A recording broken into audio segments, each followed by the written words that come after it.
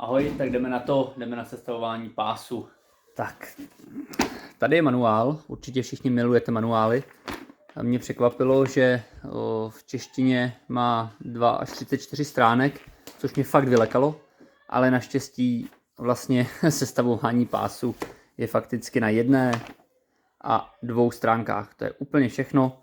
Všechno ostatní jsou potom nějaké povídání o údržbě, o tom, jak se dá složit do svislé pozice a nějaké bezpečnostní rady a popis toho, jak se to ovládá. Takže nemusíme se bát, jdeme na to, začneme s montáží. A jdeme na okamžik, kdy pás začne vypadat postupně jako pás. Takže podle manuálu zvedáme, docela jednoduchý, není to ani nijak těžký. Přitáhnu trošku i na druhé straně. Tak, a já jsem si tady připravil už šrouby, které úplně v pohodě podle návodu šly sestavit. Tak, tady je matka, takže to tam jde velmi rychle. Teď už by mě to nemělo spadnout. Tak, na druhé straně to uděláme, abych vás nezdržoval potom. Tady jsou taky šrouby, kde poměrně jednoduše se to tam dá chytit. No, to je paráda. Vidět, jak jsem šikovnej. Tak. A až dodělám dalších 6, tak se zase přihlásím. A ne o asi 50 vteřin později. Tady šahám po imbusu. Vidíte, že všechno tady je. Šrouby jsou připravený. Je to opravdu jako super. Tak. Máme přitaženo. A teď vidíte, že je to fakt jednoduchý. Jenom vemu, zatlačím dolů, snad to tam sedlo. Já už tady mám zase připravený další 2 šroubky. Takhle je to super předvrtaný, jednoduchý na jednu, na druhou stranu. Za chvilku ukážu další krok. Takže madlo bychom měli, drží jak přibitý. A teď nastane kritický okamžik. A to je montáž elektroniky. Tak, myslím, že zase tak hrozný to nebude. Uvidíme. Přehodím si telefon, na který to natáčím. Vezmu tohle. No a teď jsem zjistil, že jsem blbec, protože abych vám to ukázal, tak si to budu muset ještě přehodit do druhé ruky. Tak. Hodily by se nám ještě druhé ruce.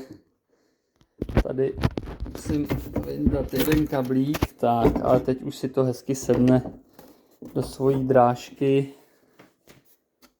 Tak, rozsvítíme si na to a vidíte, že tady všude to sedí. Já vemu teď jenom správný šrouby, tak to tam přitáhnu a tady vlastně za chviličku spojím tu elektřinu.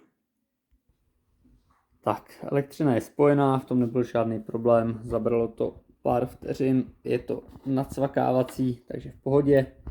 Tady už mám rychle připravený šroubek, je to tam, tady imbus, to samý, tak.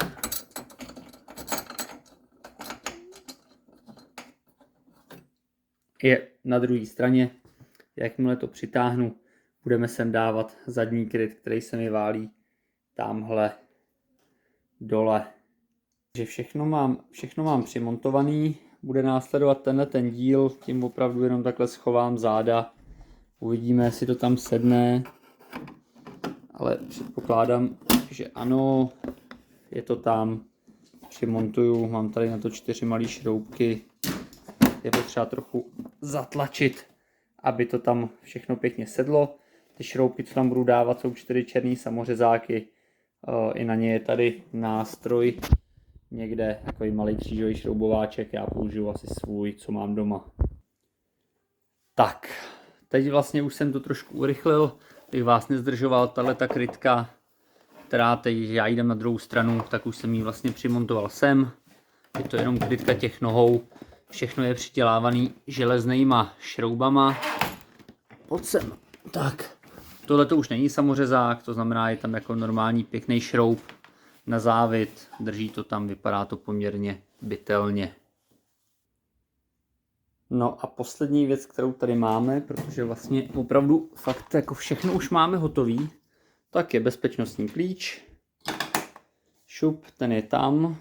Konec si dáme sem. To asi znáte, že když byste z pásu spadli, tak to bezpečnostní klíč vytrhne a pás se zastaví, abyste si neublížili.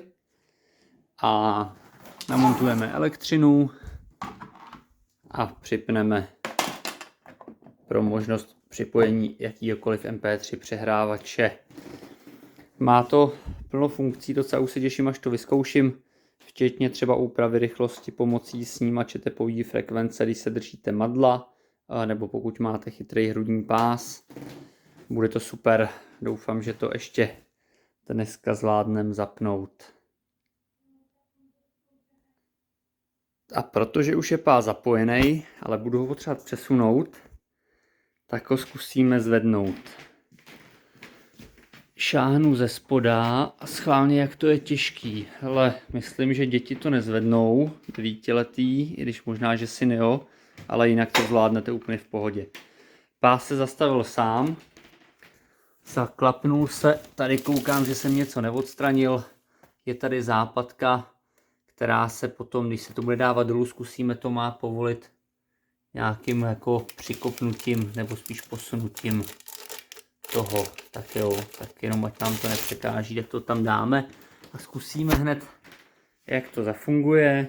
Takže přizvednu, ano, jasně, stačí lehce zatlačit a teď teda pouštím pás a jede dolů sám úplně, jo. Klesá pomalu, takže i když nemáte sílu, tak prostě směrem dolů. To vůbec není potřeba, bezpečně zaklapne a je to hotový. No, takže už asi nemám co víc bych tomu řekl. Těším, až pás vyzkouším. Budu se tady nějak zapojit ještě elektřinu a nějaký drobné věci, ale určitě z testování se budu hlásit. Jak jsem říkal, má to plno funkcí. Trimfit Gara 800. Lepší běžecký pás, zvažoval jsem ještě nižší variantu, ale nakonec, protože ho budeme používat hodně a jsme pokročilí běžci, tak jsem si pořídil ten dražší, ale ten o řadu níž, ta kamarádka ho má, je s ním hodně spokojená a říkala, že na její domácí běhání úplně stačí. Je potom levnější, asi jestli o 8 000 přibližně. Nicméně budu hlásit, jak to jde, těším se, doufám, že vás to bude bavit a že vás třeba inspiruju k tomu zase posunout váš trénink o level vejš i s nějakou domácí přípravou, protože ne vždycky se vám určitě chce vyběhnout úplně ven. Tak, mějte se krásně a budu se hlásit potom se sepnutím pásu, až si to trošku ošahám. Čau.